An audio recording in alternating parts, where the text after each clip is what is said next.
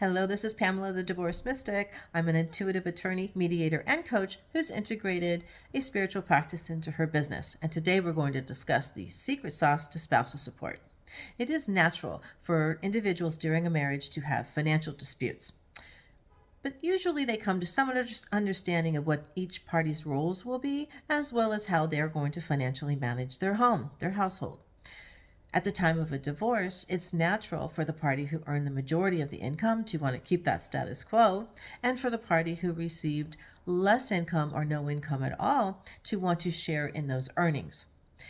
Spousal support could be a very highly contested as well as misunderstood issue when it comes to divorce. Understanding that the main goal of spousal support is to allow both parties to move on with their life with the income that they have available at that time, while giving the receiving party adequate time, to get on his or her feet so that they too can earn an income at their level of capacity. There's many factors that go into spousal support, and this is just one of many videos that I will do on spousal support. But to understand that the basic goal is to allow parties to move on into that divorce space from one household to two with the income that's available right then and there. It's a snapshot. What parties fail to realize and take into consideration when they're making those decisions after having disputes and coming up with the roles in their life, who's going to do this, who's going to do that, those decisions, such as one will stay home and take care of the children and run the household while the other one has a career, or the one will stay home part-time while the other one works full-time. There's many combinations, and each, just as unique as every family is, there's unique situations and decisions that are made on how a household's going to be run. Those decisions play a factor in divorce and the issue of spousal support. The one who went out and earned a living and contributed income to the house, that's considered a monetary contribution to the household.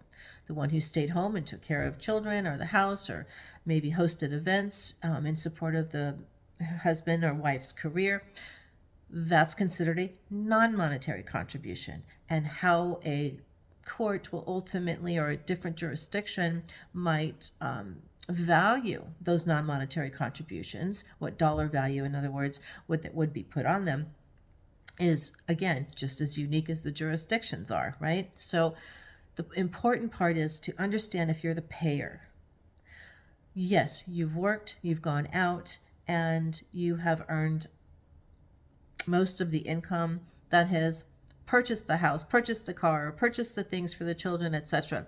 What made up your life in that marriage?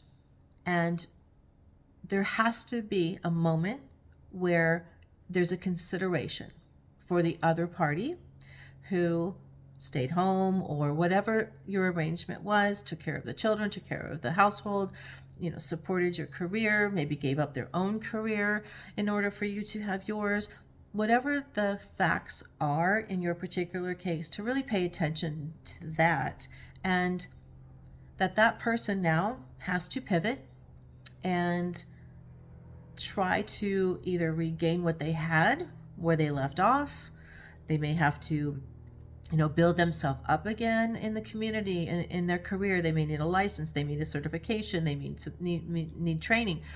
Whatever it is, having some compassion for the person who is in this situation where they've been dependent, and understanding that nobody really wants to be dependent on anyone. During the marriage, it's great, right? You don't even think about it. Like I said, people rarely think of the consequences, good or bad, of decisions that they make when making decisions about how their household will be run, because it's good for them, it's good for their family. So if there's a divorce that enters in your life and breaks up that marriage, both parties must be respected. The one who is earning the money, the receiving party, must have an appreciation for the fact that they are the ones who got up got dressed and perhaps went out every day, and however they earned their income, they're the ones who earned the income and brought the monetary value home and shared it with the family, and that's what paid the household and the food, etc.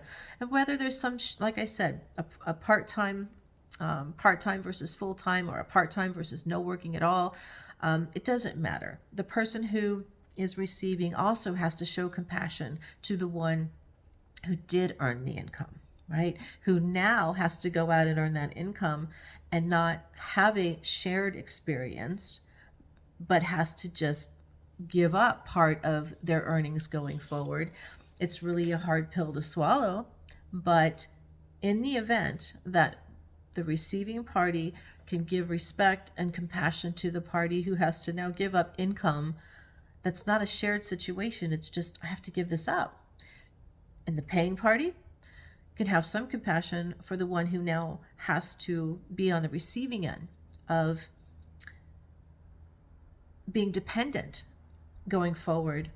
Even though they were dependent during the marriage, it's a little different. They're dependent now. Their survival is dependent upon the payor. And that's a hard pill to swallow as well. So in the event that you can honor the decisions that were made during the marriage and honor the fact that both parties' desire is to move forward and feel safe and secure, and that if you think about it and give each other that moment, just that moment to share the shoes of the other, just a moment, that there will be a solution for you. There's no need for a court to come in and tell you what to do. You will know. Just like you made a decision for your family during the marriage, you can come up with creative solutions that will take care of the family moving forward. Remember, the family's still a family. It's just in transition. How to financially support that family in transition, you too have the knowledge and the information that you need. Yes, get some support if you need it, but you have the information that you need and the capacity to be sure that both parties can transfer and make the transition financially secure and have what they need to move on. And that is the secret sauce to spousal support. Giving value to each other, to each other's roles, to each other's decisions that were made, or the decisions that you jointly made during the marriage, and the roles that each of you did and contributed to the success of your marriage. Remember, courts treat a marriage like a business. So there's value in both the monetary contributions that were provided and contributed, and there's value to those non-monetary contributions that were contributed to the marriage. And the financial reward, or the financial and emotional savings that you can experience by coming up with your own spousal support arrangement based on your own history, is a reward in and of itself. And that's the sweet sauce. Until we meet again, my friend. Namaste.